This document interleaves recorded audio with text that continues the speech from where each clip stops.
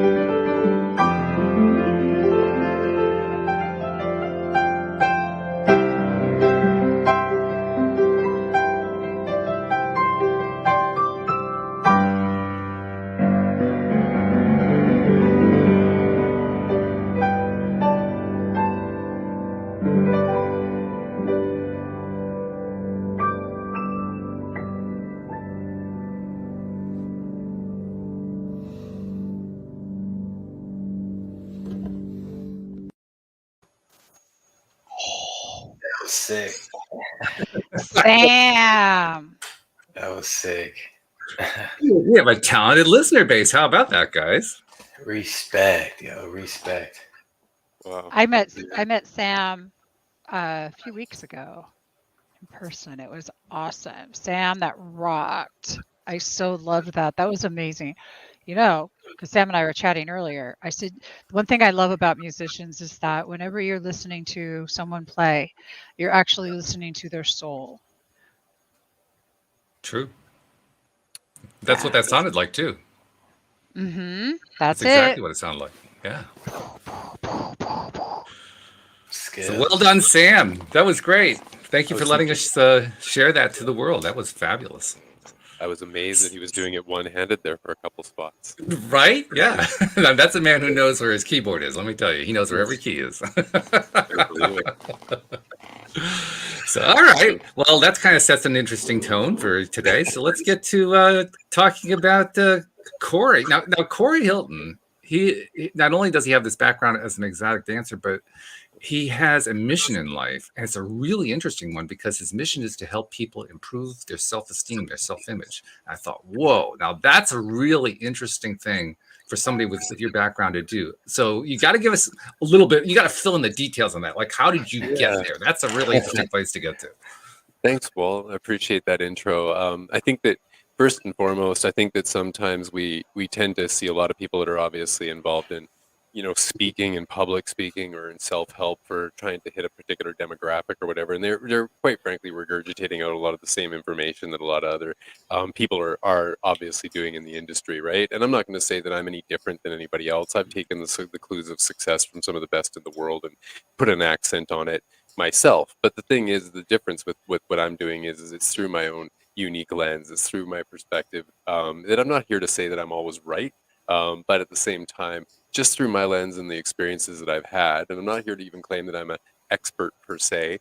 It's more so that I've gone into the realm of being a certified authenticity coach because I just learned so much through my writing process and through my personal development journey, especially over the last few years. And it took me almost 50 years to figure out a lot of the stuff that I've learned in the last couple. So it makes a massive difference actually in my life overall. So sorry about the noise in the background here, but but yeah, that being said, it's just been, all I can say is that it's been something that I wrote a story and it was about my past, which was very, very unique in comparison to a lot of other people's careers, obviously, right?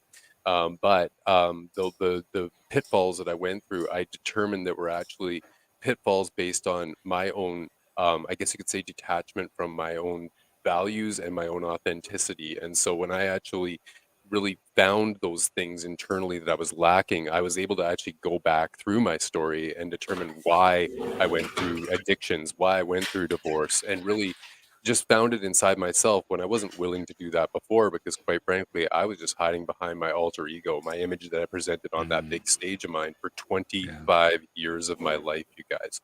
So Wow. what I'm saying is that when you've been in an industry where from the age of 17 years old, and I mean 17, like I'm not exaggerating, I'm here in Canada, drinking age is 19. I was indoctrinated into the male dance industry at 17. I was still going to high school. So of course, I go into this crazy business. It's of comparison. It's of perfection, right? And so then on top of that, I go into a bodybuilding career after that that was trying to perfect the human body. And so what do I rely on? Oh, All exterior without addressing yeah. any of my internal issues.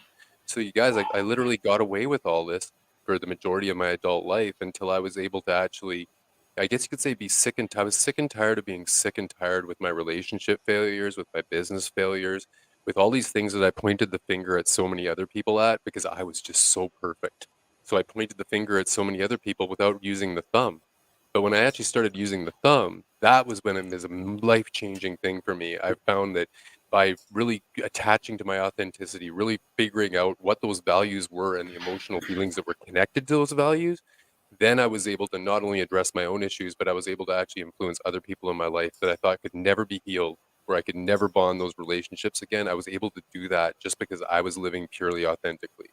And so some of those people in my life left and the door closed on some of them, and it opened the door up for a lot of other people that were actually aligned with me, that made my vibration hit a level that it should have been at the whole time. But I was obviously just in the wrong environment, just like so many of us do. I'm just talking about stuff that is quite frankly relative to so many people out there. I just had it through a different lens and a lot different crazy experiences. So that's I, really what it I comes gotta down to. congratulate you for finding out the answers by the time you were 50, because it took me 50 years to figure out what the questions were. I didn't have the answers yet.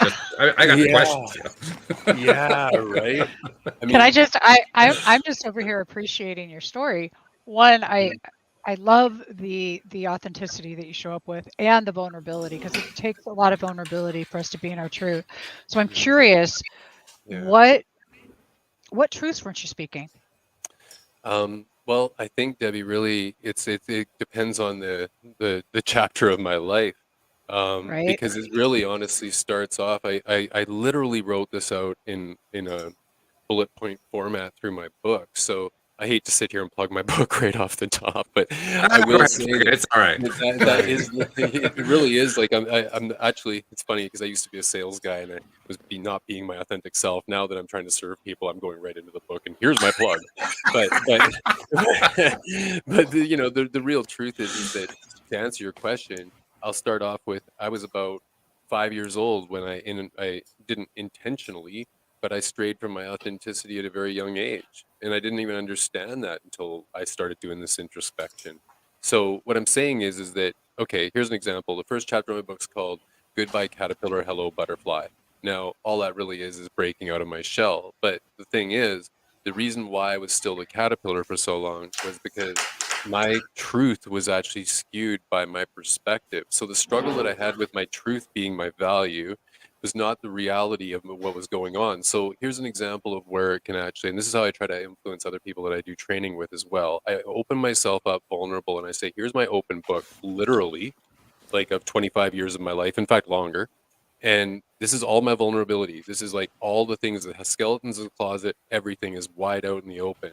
Now, I just want you to relate to what I was going through and reflect on your own life and see what happened for yourself, because everybody has these things. So what I mean is this. When I was about 5 years old, you're gonna get a little chuckle out of this. When I was about 5 years old, my aunt and my uncle took me to the fair. And when they took me to the fair, I couldn't understand why, because I have a great family, but they took me to the fair and they left me on this Ferris wheel and I got stuck at the top of the Ferris wheel and I was Oh. deathly afraid.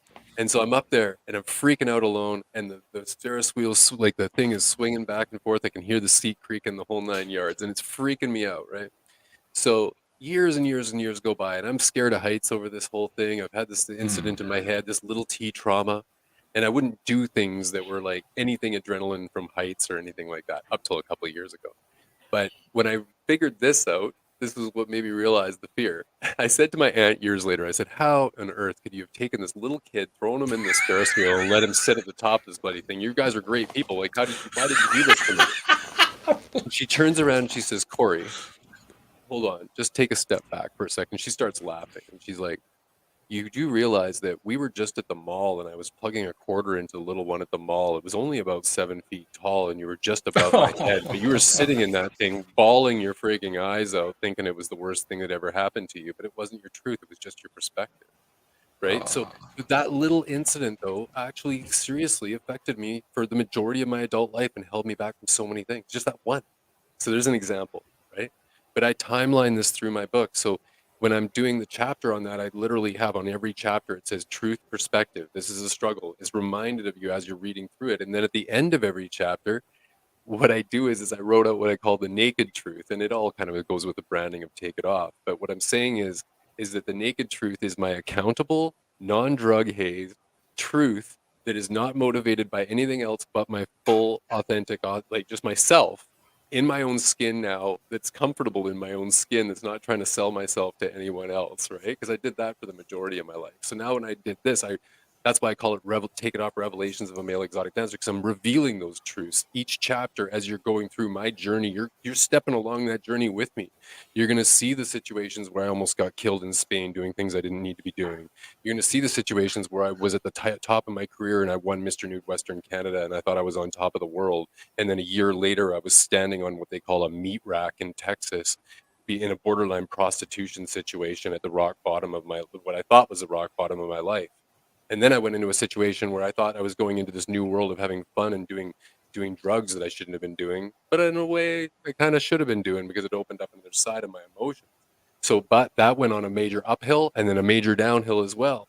So I went to the peaks and valleys of life, and then it ended up going into like the craziness of divorce and the learning experience through that and the degradation of my values through that. And how those emotional feelings, I come back to the emotional feelings all the time. We all have a different set of values, and we sure as heck all have a different set of emotional feelings that are attached to those values.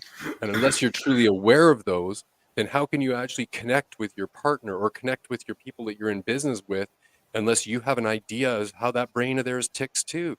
It's all work. So, I mean, I just come right around to it. All I'm doing, you guys, is I'm just speaking to my 30-year-old self back then and saying, hey, buddy, this is what you don't want to do. You're trying to be man enough in all the wrong ways. You're trying to be a hunter-gatherer. You're putting all this pressure on yourself. You're just communicating with your partner. You're not truly connecting. And you're sitting there saying you can't cry and you got to bottle up all your emotions, and then they all of a sudden all burst out the wrong way eventually. And I put it in my book as a tagline: let the dam break before you damn break. Like, just cry it out if you got to. Do what you got to do. So Yeah. that is a very in short point form thing that made me, like I said, it's something that those elements of authenticity that I put in my book, all those values are laid out literally in point form, showing people that, hey, you might be dealing with these same things too, but guess what? The guy that was up there on stage that was like, everybody wanted a piece of them and a piece of him, and for all the wrong reasons, and the person that you think might have had all the confidence in the world, he's going through the same stuff that you are, man. It's just in a different form. So don't get so down on yourself, because it's not that bad. All you got to do is be aware. But a lot of people just go through life like just coasting through it as a slot machine, and going through their relationships as, oh, well, it's going to go through the honeymoon phase and then we're going to get to reality and see how it all works out. Well, that's why we got a divorce rate the way we do, in my opinion, because the 7-year itch is there for a reason, right? Everybody grows in a different way. And if you're not willing to kind of like see how that other person's growing and try to grow with them, then what are we doing this all for, right? So that's just kind of my perspective on it. Just being honest. Wow, that's fabulous. Well, I love this perspective. I'm actually digging it, because what I'm really hearing you say is that in your communication that you sought understanding, you seek understanding, and you're asking others to open up to the idea of being understanding as well. So, I mean, and I love that, because communications, isn't it? When we're not communicating, because I heard you say we weren't communicating, we were communicating, we weren't connecting. That's Correct. right. Yeah. And I mean, I guess it's just, it's that whole taken for granted thing, right? Everybody does it. It's just like if you get something brand new, you get a brand new car, right? You're looking at your brand new shiny car, you're sitting in it, you got the smell of it, you got all the things, you appreciate it so much. But by the next week, when you've had your dog in it a couple times and it's got some dirt on it, you're not appreciating as much as you had the week before.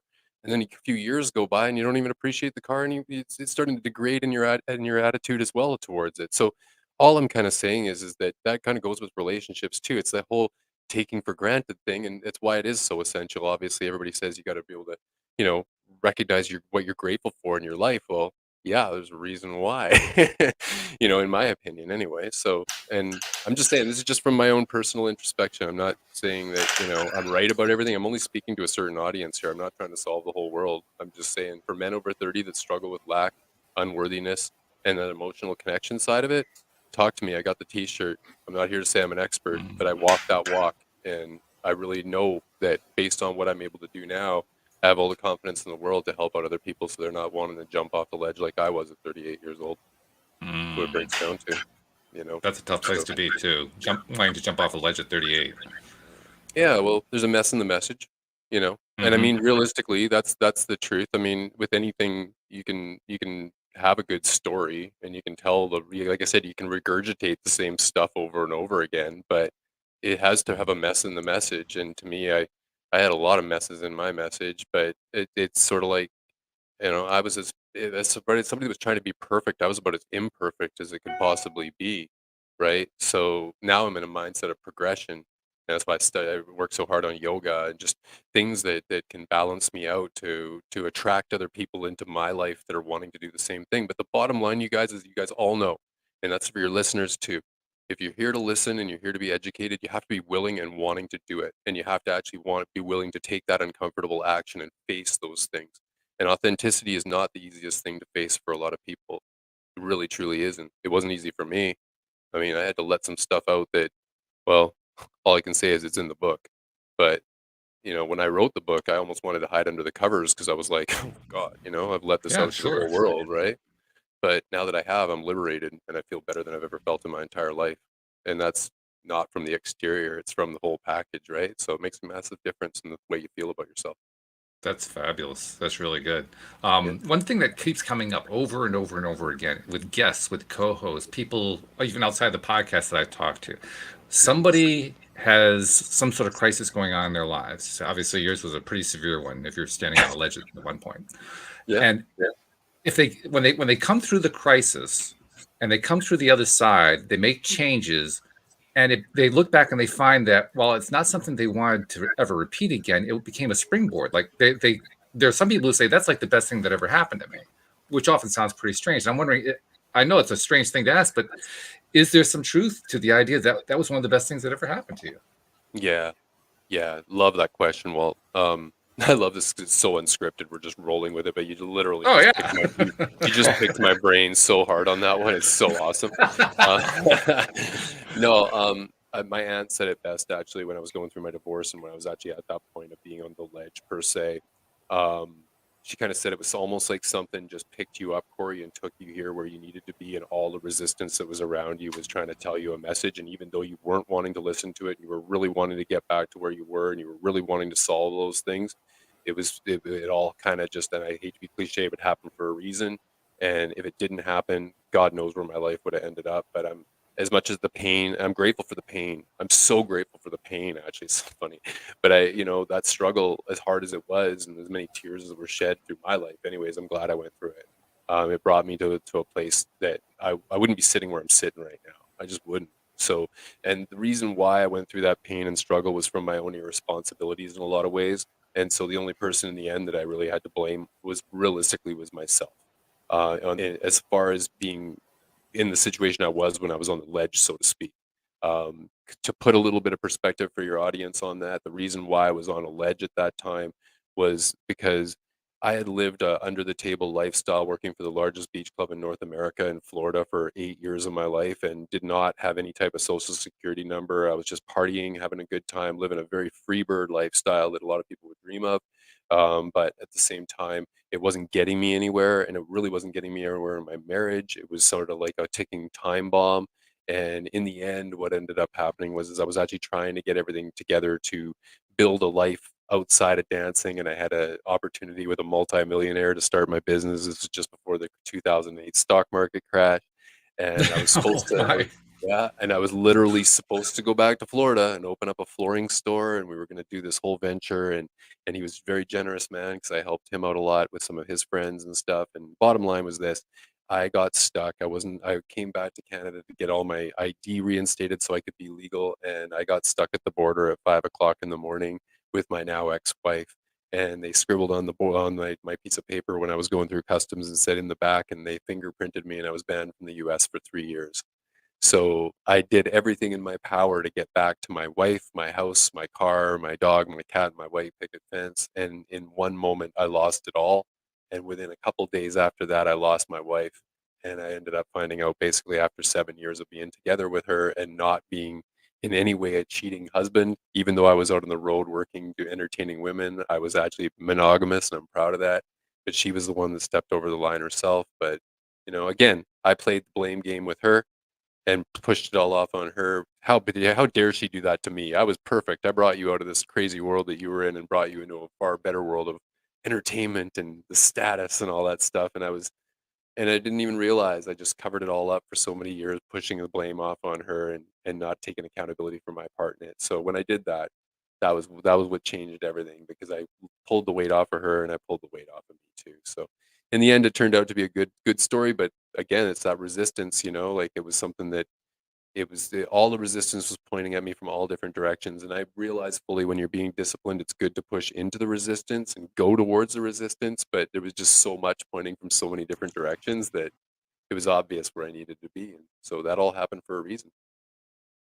As you're talking, I know all three of us, I'm sure this is true for listeners as well. We're all thinking to ourselves about a term that we use a lot here on the show: radical responsibility. You took radical responsibility for your own life. And that's not easy to do, but you did it. How do you think you actually got yourself to do that? About an 8-year Forrest Gump walk. Okay. Yeah, I call it the 8-year Forrest Gump walk. My life is a combination. I jokingly say this. If you wanted to call my life a combination of movies, it would be between Joe Dirt, Forrest Gump, and Magic Mike. But Magic Mike, Okay. yeah, it's about which one do you want to pick, right? But no, I jokingly say that, but realistically, yeah, it was a long process where I had really, I guess, was in my own head for a lot of years and trying to figure out what I did wrong and really just say really being mean to myself in a lot of ways, having a lot of limiting beliefs, having a lot of negative self-talk. Um, sorry, poor me, just the victim mindset, and just sitting there going, blaming the world for all my problems, and not really, and just, the boot of life kind of coming and kicking me in the butt every time I get up to the top of the mountain, and I was trying to figure out why. And then I had to really work on some things internally to understand why I had these subconscious blocks in the first place. And when I figured that truly out, I realized that that boot was actually my own boot kicking my own butt down the mountain, because it was actually the saboteur inside my own mind. But that also, you guys, came from, like, again, this is again coming back to, like, your everybody says, oh yeah, you got to go back in your childhood. What I kind of did, because I was raised by my grandparents, and my grandparents were depression era people that had a lot of lack, and they had a lot of self-doubt and unworthiness inside of them, and they didn't intentionally do it, but they truly passed it down to a lot of us other family members. And most of my family members haven't really been able to address those things, to a certain degree, some, but not to the point that I did. I kind of was a little different. I was the jumper that didn't want to be in that environment anymore, and just decided, okay, I'm not going to sit inside the same bar drinking the same drink with the same people all my life and be a mediocre. Like, whatever it takes to go out there and enjoy it, I don't care what it takes. Like, that's why when I got the offer to go to the States and go work in Florida, I took a tour van and went halfway across the country and left my family, my friends, and everything I knew behind for a decade, and went and lived a insane MTV lifestyle for a while, right? So, but again, all these things I didn't realize that they were like gold. They were value that I had that the rest of the world wanted to hear about. And it was really weird, because I normalized myself, and I allowed other people in my life to normalize me, family members, people that I knew for so many years. Oh, you're just Corey. And I was like, yeah, I'm just Corey. I don't have anything to really give anybody any value in this world. That's kind of the way I looked at it. What do you have to give value for? All you were was a guy that took your clothes off for a living all your life, right? I degrade myself and put myself down. And then I realized that my value is in the message. It is in that mess. It isn't all the crap that I went through, right? And so it's just a different mindset now, and I don't allow anybody now to bring me in. So I don't. I've heard this even on your own podcast before from other guests, but putting people on pedestals, when you're either looking down from yours or you're looking up at somebody else's, it's always not a good thing, because you're really, on a lot of ways, you're living inauthentically. And for me, my expectations were so high, whether I was looking down at somebody or if I was looking up at somebody. My expectations of them were so out of this realm impossible, that any partner that I had didn't really stand a chance. To be completely honest, they didn't stand a chance, because I was already so perfect. What a joke. Like, I mean, when I look at that, I'm just like, come on, man. Like, you're not even taking the time to really even figure yourself out, and you're expecting other people to figure their stuff out. Like, how dare you? The audacity. So that's what I'm saying. When I look back at my 30-year-old self, I'm like, buddy, I want to slap you. Hey, hello. Like, wake up. This isn't the way that it works. So I'm curious. Okay, so in that, because we've all done things that, and we look back at ourselves, and we do have, I have these judgments sometimes upon what I was doing, how I was making these decisions or whatever. Yeah. But I also know that in our authenticity, we also have a level of self appreciation and forgiveness Mhm. that happens. So, can you walk us through, how did you begin to accept the beauty of your imperfection? And then how did you practice accepting you just the way you are? Accepting Yeah. and forgiving anything that you may have judged. I think honestly, Debbie, that was a really, really, like, struggle. It shouldn't have took as long as it did for me, because when I was at that point at 38 on the ledge, so to speak, the only thing that I knew was, is Corey, you have to get yourself back to the guy you were before you got married. So what do you do? Oh, you go work on your exterior so you can get acceptance again. So what did I do? I jumped into the gym, started training really hard, got my body back the way it was. Everybody wanted a piece of me again. Same sort of thing. You're in the status role again. Started dancing again, got back into the industry. I was doing shows around here around town, and it was just like, it was almost like I timetable, or I should say I went back in time 10 years and started being the person I was before. But the problem that I realized was, is that person that I was before still had massive issues that he wasn't willing to address. So all those Forrest Gump walks that I took, I wasn't even willing to really look at myself through that. I was just, okay, build yourself up so other people are going to love you or other people are going to like you. but I wasn't. If I didn't start writing, and that was the difference. And I know a lot of people say this. They journal, and it brings out something. It's so true. So I start writing this book, and I start timelining all these stories, and I write 100,000 word, 316-page book that is like just a timeline of this insane career. But then it was finished, and I'm sitting there looking at it, and I'm like, it's not enough. It's great. It'll sell for like a certain demographic, but it's not, it doesn't have the impact that I want. It doesn't have like the meaning that I want behind it. So I thought I want to leverage this thing and start talking to a certain demographic. And when I did that, it required me to do that inner work and actually go, okay, buddy, you're going to have to start using this thumb again instead, or for once in your life. And, you know, again, when you can do that and you can say, okay, I screwed up here. I was doing really crazy things that could have got me killed. I was totally naive in that situation. Old naivety was maybe my struggle in that situation. Shouldn't have been Right. doing that, right? So again, get people to reflect. When were you naive in a situation? Where did you ever put yourself in a compromising situation? I don't care what age you were. Like, think about it.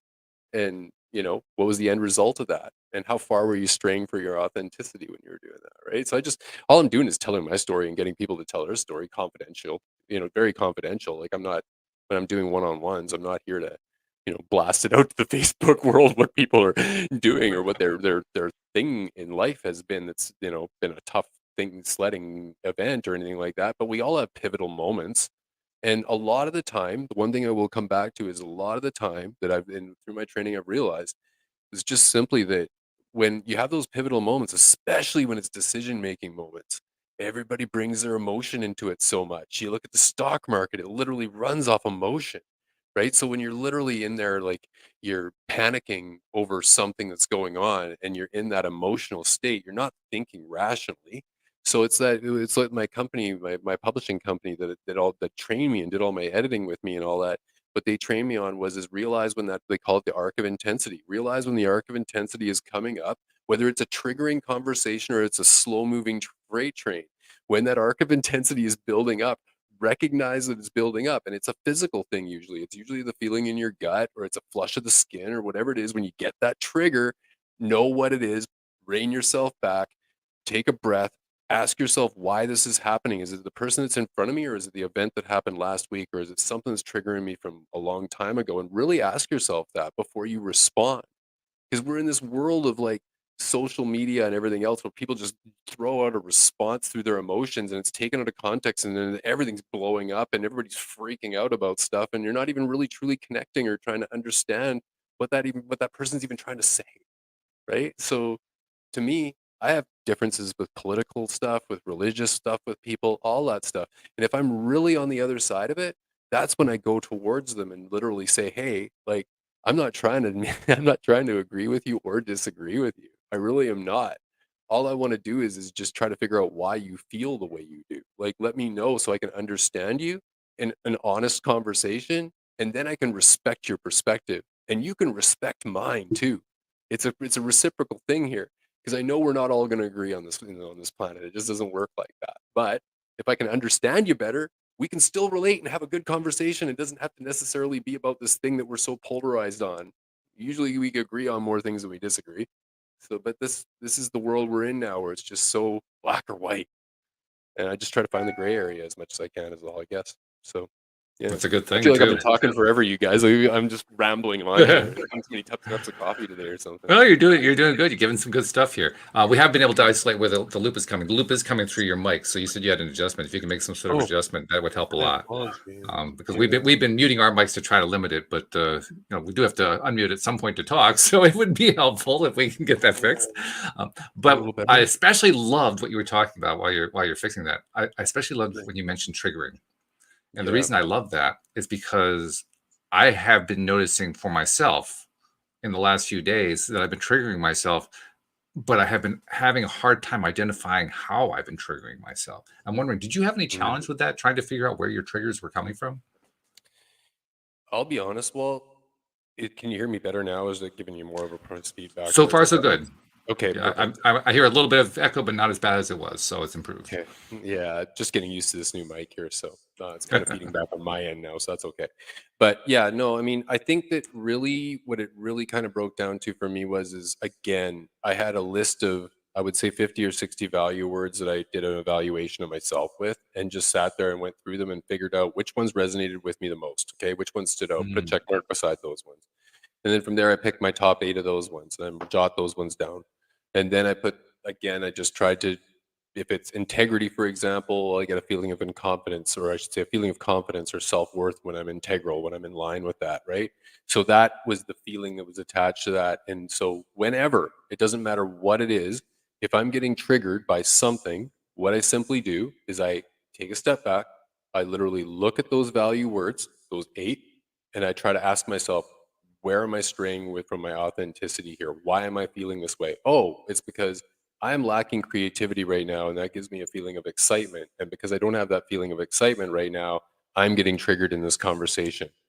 Okay, now I've figured it out. Now I know why. And it's getting that root. It's just figuring out that root and why you feel the way you do. And to me, it's just a mixed bag. Everybody's different. So it's so important to connect, and especially when it comes to partnerships. Like, I truly believe that. And since I've started doing that, I swear I've really attracted some amazing people in my life and had some connections that I just have never had before. But I'll be honest, I had a different road when it came to trying to figure out emotional connection. And I went down a road, I opened up a door that, I don't have regrets about, but that door didn't take me where I wanted to go. But I don't have any regrets. And that was I'll just tell you the story. I was a male dancer here in Canada, and I hit the peak of my male dance career, and we dance nude here in Canada. So I was full stripping, and I'd won Mr. Nude Western Canada. I took second in Mr. Nude Canada. I was in a position where I got hired to go to the States, obviously, go down to this club in Florida. I entered this new world, and I didn't know anyone.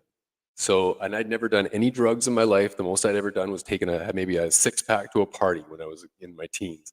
And all of a sudden I walked into this new world, and I'd had total emotional disconnection for most of my life. Didn't really connect with people. And there was no I love yous, there was no sweeties, no honeys in my household. So I was just hungry for it. Right. So I go to Florida, and I get introduced to this new little pill called ecstasy. And all of a sudden I take this stuff, and it was like a door opened up, and a new sensation that I'd never felt before was there. And it was like, I refer to it almost like if you ate food all your life and you didn't have any taste, and all of a sudden you got the taste of food, and it was just like, oh my God, this feels so amazing. And so that was kind of what it was for me. And I got into this major. Let's not make it sound too good there. All right. We don't. Yeah. Don't make it. We want to make this like a cereal commercial. Right? No, honestly, people Neil, are rushing to go get some. No, but honestly, Neil, I'm not here to promote the party ecstasy. But what I will say is actually legitimately now, and even the FDA, from what I understand, and don't quote me on this, but they're actually looking at using pure real MDMA, not this party drug, but the actual part that opens up the mind. They're actually considering using that for people with PTSD right now, because That it is actually correct. allows it. Yes, it does, and it is That's something. 100% on point. Yeah, And they've done a lot of studies with mushrooms. Jesus. Yeah. Okay. So, but to be clear, this is done. These are studies that are being done with under professional circumstances, things like that. Right. But what they are finding is that it's curing, and the reason it's curing is because it does a serotonin drop, Right. so that it flushes it through your brain, and they have to literally reteach your brain how to even produce serotonin, because if you've ever been an addict or you've had PTSD, those systems in your brain get stopped literally. So they have to unplug it, and this is just something that they're finding out that works, but it needs to be done into professional care. Absolutely. And if you have any questions, Google it, you'll see. Yeah, Debbie, that's true. Real quick, Debbie, I just wanted to ask you, see if you knew. Somebody had told me that if someone was addicted to meth and they stop, it could take up to a year for their brain to start producing dopamine again. Is that correct? At least, yeah. And in some cases, it doesn't ever, because there's also the belief system that is in place that also stops it, and the shame and the criticism. The reason that we all get to the addiction in the first place is if it's not dealt with in any way, shape, or form, then we have a problem there. But that is correct. When you start altering your brain chemistry, it has a problem trying to remember how to get back there. So this is why under professional circumstances that this can happen.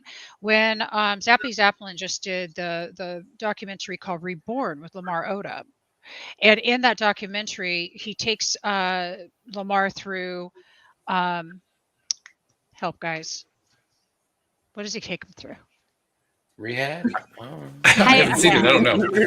It's plant medicine. He takes him through iboga. Oh, Over in ayahuasca. Mexico. Well, Ayahuasca.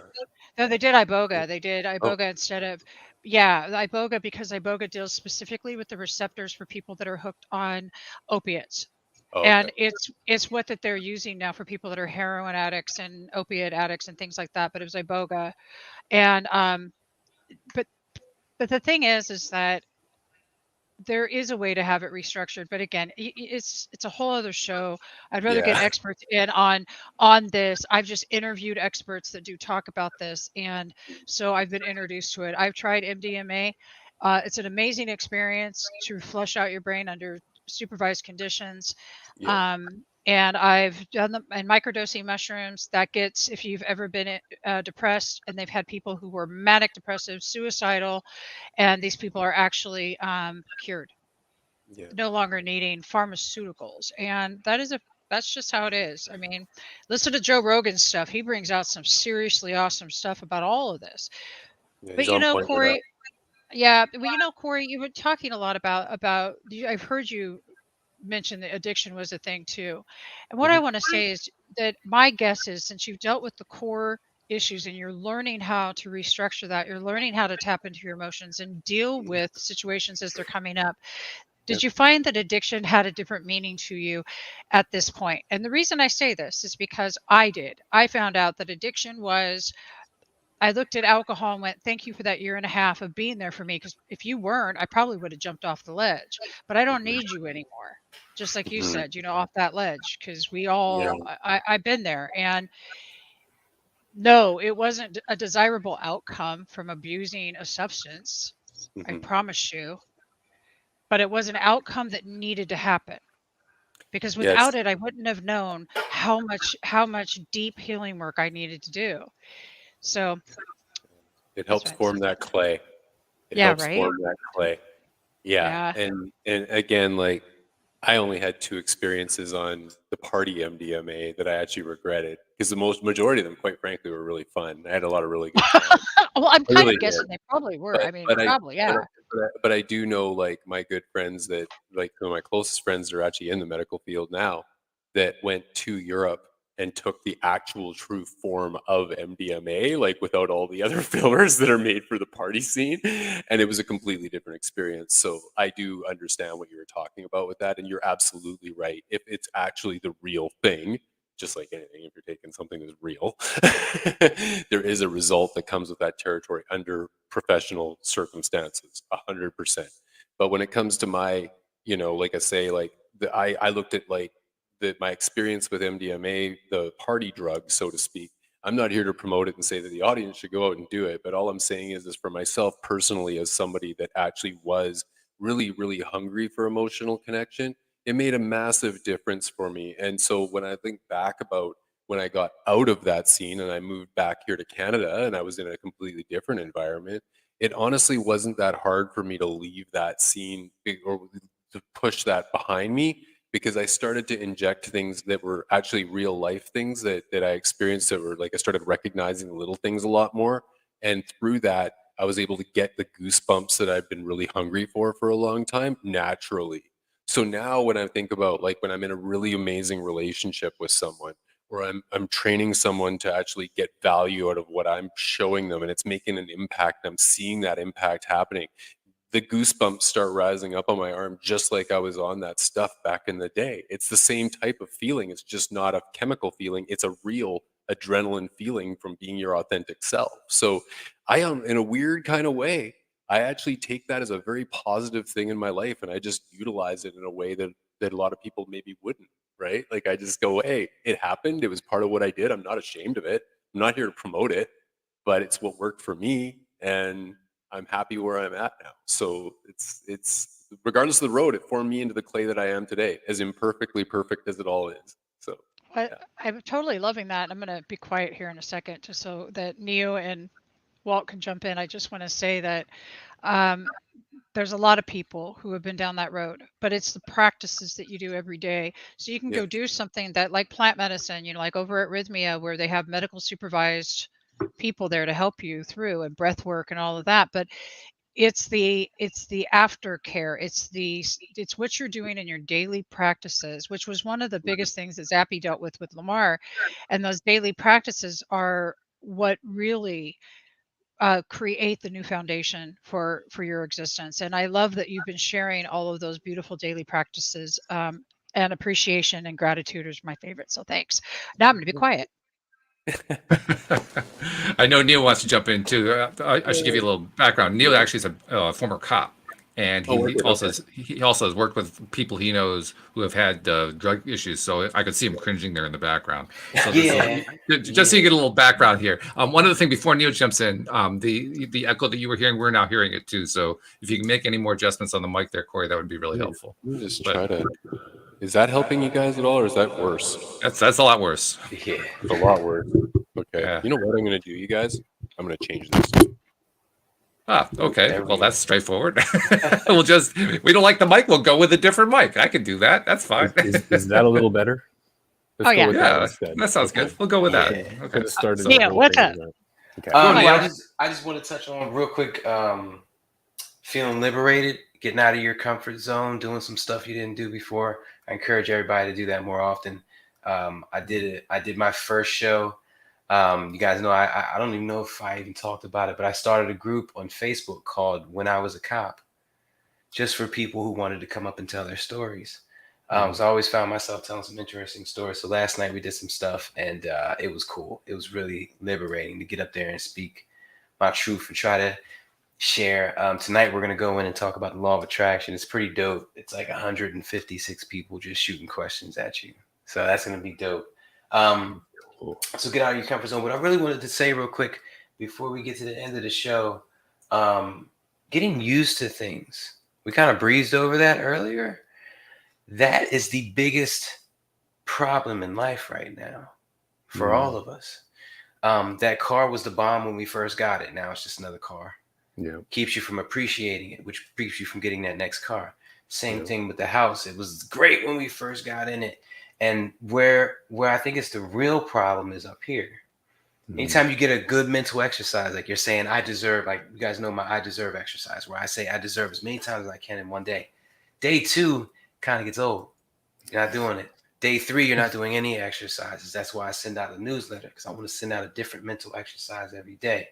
If we didn't have that block of just getting used to things, we would do our affirmations every day. We would meditate every day. We would get into great rituals, and we would stay there and manifest more and more and more and more better situations.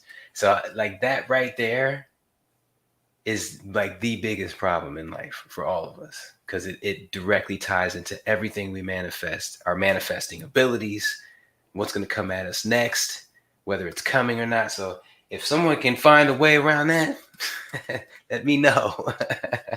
But I think also, can I add something to that, Neo? I really appreciated you actually sharing that. And I mean, I think that like we focus a lot on goals, right? Like I'm a former bodybuilder. I had a goal to be the 1% in the world that actually went through the bulking phase, that went through the dieting phase, and went on stage and actually did it. And I did it, right? So I achieved that goal. And then after the goal was complete, what did I do? I went back to what I was doing before. And I'm not saying that you're going to stay in bodybuilding diet phase all your life, but you go through those waves, right? Because it's a goal. It's not a standard that's set. So I think that a lot of the time we tend to go, okay, well, I want to hit this weight, or I want to hit this whatever it is, and we get to that goal and then we're satisfied with it and we don't continue to push forward. Just a general, I'm not saying everyone, right? Like this is just what I've even done myself, right? So now instead of, again, trying to be perfect with all of it, I'm pretty kind to myself. Like if I didn't go for my morning hike this morning before, breakfast or whatever to kind of get myself motivated. I'm not going to run myself down every day about it, but at the same time, maybe I need to kick my butt in gear and go do it tomorrow, because I know it's nothing but it's something that I need to set as a standard to be able to keep progressing and moving forward. And I just think that you're right. Like, it's just one of those things where we get in our own head sometimes, and it's like, oh, well, I'll just take the day off and, you know, whatever. But it's that all gets put on the credit card, right? And it's like that with everything. You put it on the credit card, and then that interest just starts building up, and then the guilt starts building up, and you're paralyzed. And so, yeah, I can really understand what you're talking about. That's just human nature in a lot of ways, and it's a battle that a lot of us, you know, deal with. Myself included, quite frankly. I'm no different than anybody else with it, really. You know, but I agree with you totally. It's a thing that is kind of overlooked, I guess you could say, a lot of the time, and it needs to, again, it would come back to that awareness, right? Just being aware of the person that you are and trying to be the best version of yourself. And I like I said, I'm doing this stuff. I'm mimicking a lot of stuff that a lot of the people in this world that I really admire, that are really amazing public speakers that I look up to.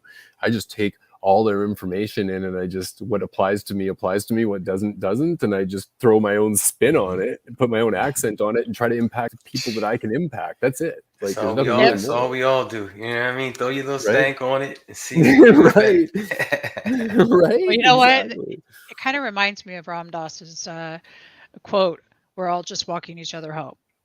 Yeah. And that's what we're doing here. And gratitude versus taking things for granted. There's this, when you've lost it all, you know, there's this thing that happens when stuff starts showing back up, and that is an appreciation, because I know what it's like not to. I know what it's like not to have a car. So believe me, I'm touching my car and I'm saying, I love you. I appreciate you. I'm going to get you a bath.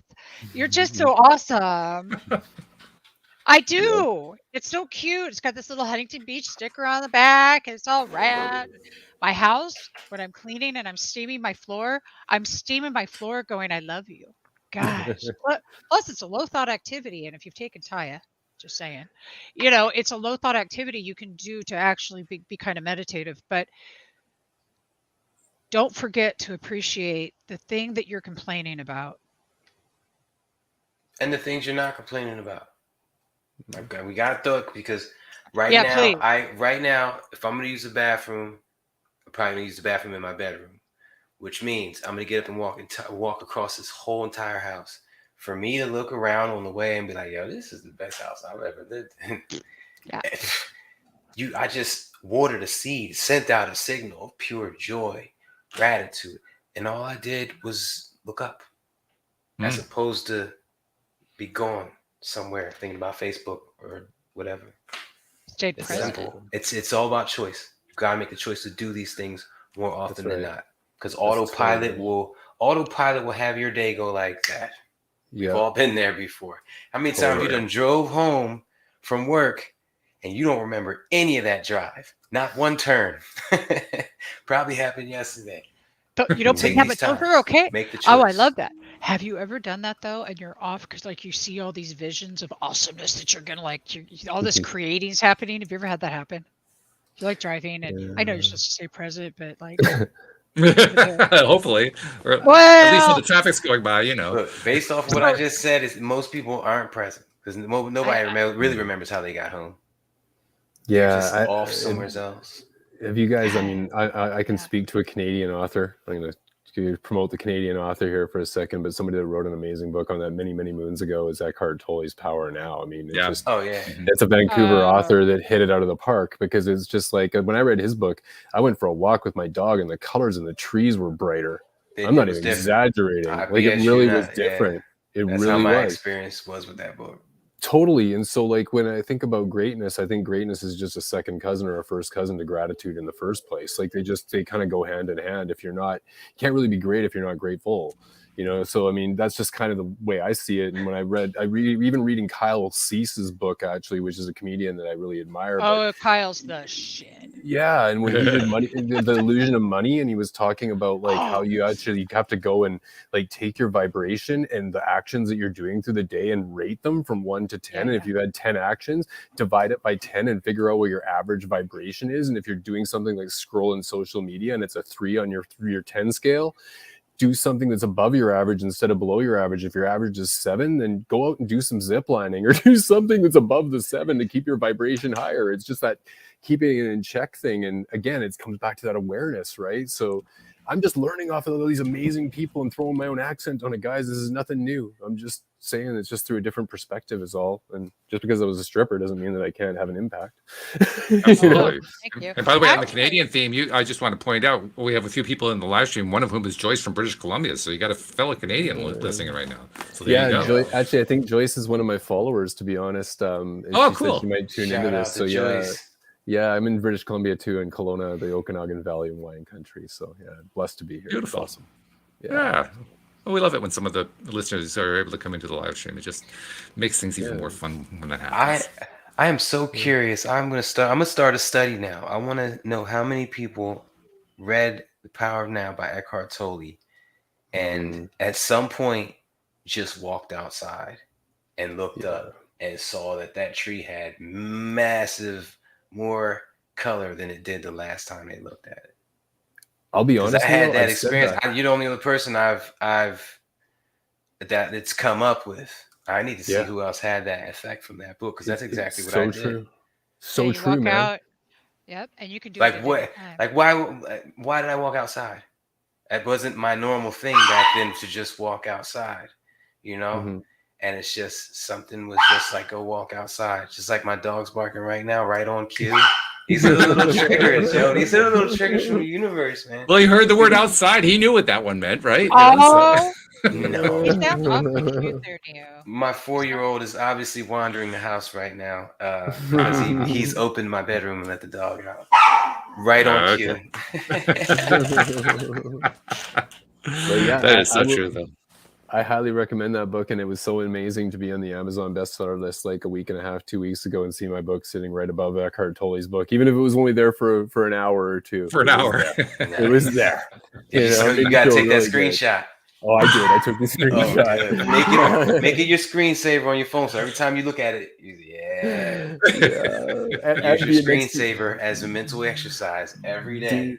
Dude, when I was sitting in Memoirs next to Will Smith and beside Barack Obama, I was like, I'm screenshotting that too. Trust me, because I'm just referring to Will on this one. So yeah. Oh, Will Smith's new book is the bomb. It's so good. Oh my God. I love some Will Smith. You know, I want to, something was coming to me, Corey, that do you have any idea how many women that you actually made feel empowered as a woman, as a feminine, as just being, even if it was for a split moment, as being a stripper or being somebody who was in that position of giving attention to women? There were some people who simply just have never had any, or that was their first experience at maybe sensuality, you know? So I'm kind of digging that you did that. And it takes a really special person in this world, honey, to show up. You were of service for others without even realizing it. Yeah. But there's some women that you've touched literally without touching that you don't even know about from those days. And that's what I feel about that.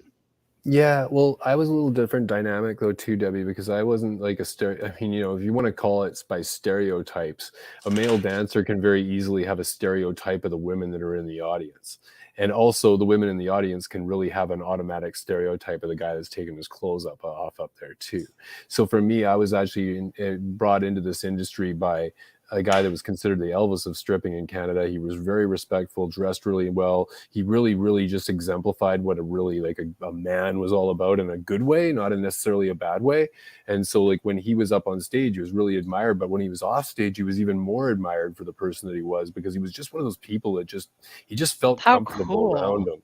So when I got trained by him, I got trained not only to be a great entertainer on stage, but how to actually represent myself off stage as well the right way. And that's why I was able to, in a lot of ways, to sustain a career that lasted 25 friggin' That's years. rad. I think that's awesome. Yeah, so like when I went down to the States, for example, and you're talking about women, for example, that are like in that position, here's the raw truth. Okay, and I'm just going to throw this out there, and I'm not trying to offend any listeners or anything at all, but this is just the raw truth. When I was in the Bible Belt areas, that was the crowds were like absolutely packed, like wall to wall, up down the street, and they were the craziest, like I'm talking like rip your clothes off crowd that was just off the charts. And now I'm just saying that without degrading religion in any way. Like I'm saying that I have my own faith. It's not just, and I respect other people's faith 100%. I'm just saying for what I saw through my eyes, right? So that's what I saw. Or maybe I was while the Iraq war was going on, I was in a military town, and there was a bunch of husbands that were off fighting the war and across the pond, and those women that had been sitting there for 6 months were compromising themselves to basically just have some kind of emotional connection. I wasn't the one to go there and actually do that deed with them, because quite frankly, I had a wife at home, or I had a partner at home, and I couldn't handle actually morally in my own head. I couldn't handle doing that because I didn't want it done to me. And to me, that was just spreading around more bad karma that was going to come back and hit me. So I wasn't willing to go there. There was enough women on the plate that I didn't have to go mess around with some married woman. Right. So I didn't put myself in the position, but I saw so many people stray from their true authenticity to satisfy that urge, regardless of what it was, whether it was being restricted by the people that were around them due to their ideology, or it was just a matter of circumstance as to where their partners were. And I'm not saying it was right. I'm not saying it was right. I'm just saying this is what I saw through my eyes, right? So, and I put that on paper. It's not to degrade anyone. It's just being honest. I love that, but I don't buy the right or wrong anyway.